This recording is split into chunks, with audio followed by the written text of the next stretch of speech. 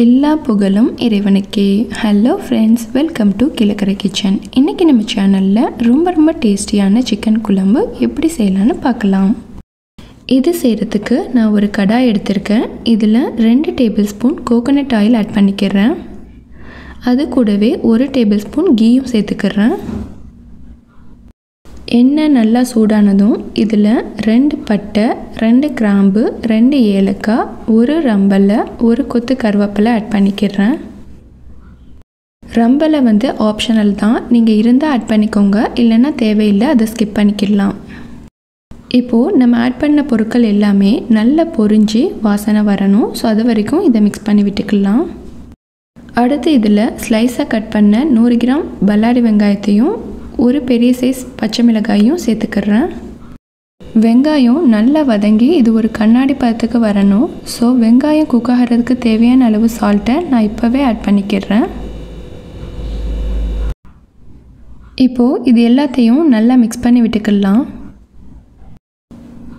Next 50 gram இஞ்சி, 50 gram பூண்டு, இது ரெண்டையும் நல்லா அரைச்சி எடுத்து வச்சுருக்கேன்.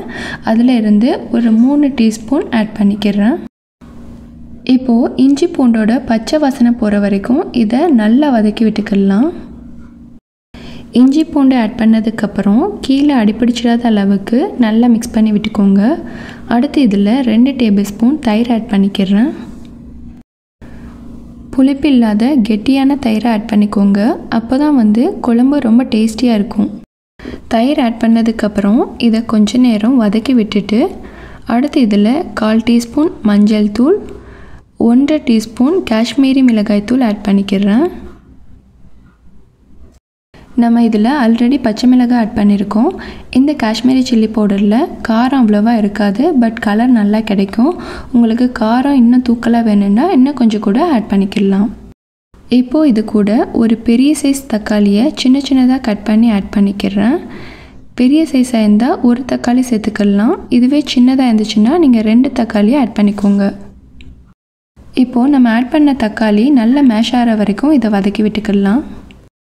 அடுத்து இதில் மஞ்சள் தூள்லாம் போட்டு நல்லா க்ளீன் பண்ணி எடுத்து வச்சுருக்க 1/2 கிலோ சிக்கனை ஆட் பண்ணிக்கிறேன். இப்போது நம்ம ஆட் பண்ண சிக்கன் எல்லாமே நல்லா இந்த கிரேவியோட கோட்டாகிற மாதிரி மிக்ஸ் பண்ணி விட்டுக்கலாம். இப்போது இதை நம்ம லிட்டை வச்சு க்ளோஸ் பண்ணிடலாம். இதில் நான் இப்போது தண்ணி எதுவும் சேர்க்கலை. கறியிலேருந்து வர தண்ணியிலையே இதை ஒரு 40% குக் பண்ணிக்கலாம். இப்போது மூடியை ஓப்பன் பண்ணி பார்ப்போம். பாருங்கள், கறி கொஞ்சமாக வெந்திருக்கு. இப்போது இதை எல்லாத்தையும் நல்லா பிரட்டி விட்டுக்கலாம்.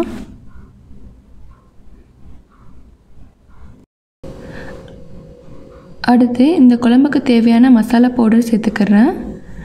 இதில் 1 டீஸ்பூன் ஜீரக மிளகுத்தூள் அண்ட் 1 டீஸ்பூன் மல்லித்தூள் ஆட் பண்ணிக்கிறேன். இந்த 2 மசாலா பவுடரும் எப்படி ப்ரிப்பேர் பண்ணேன்னு சொல்லிட்டு நான் ஆல்ரெடி ஒரு வீடியோ அப்லோட் பண்ணியிருக்கேன். அதோட லிங்கை கீழே டிஸ்கிரிப்ஷனில் கொடுக்குறேன், நீங்கள் நோட் பண்ணிக்கோங்க. இப்போது இந்த மசாலாவோட ராஸ்மெல் போகிற வரைக்கும் இதை நல்லா வதக்கி விட்டுக்கலாம். இப்போ தான் இதில் நான் தண்ணி சேர்க்க போகிறேன். ஸோ 1 டம்ளர் வாட்டர் ஆட் பண்ணிக்கிறேன். இப்போது இதை நல்லா கலந்து விட்டுக்கலாம். தீயை மீடியம் ஃப்ளேமில் வச்சுட்டு கறி ஒரு 90% குக் ஆகிற வரைக்கும் நல்லா கொதிக்க வைக்கலாம்.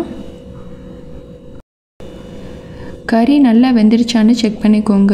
அடுத்து இதில் மல்லி இலையும் புதினாவும் ஆட் பண்ணிக்கிறேன்.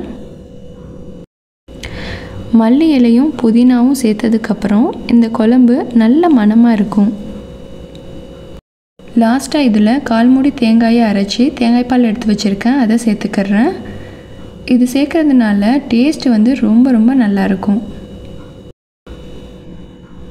தேங்காய் பால் ஆட் பண்ணதுக்கப்புறம் லாஸ்ட்டாக ஒரு தடவை எல்லாத்தையும் நல்லா மிக்ஸ் பண்ணி விட்டுக்கலாம்.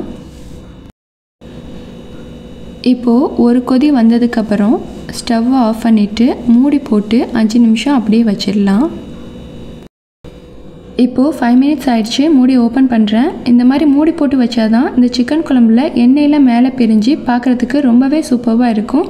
ஸோ கண்டிப்பாக எல்லாருமே இந்த ரெசிபி ட்ரை பண்ணி பாருங்கள். பிடிச்சிருந்தால் please like, comment, share and subscribe my channel. Thank you.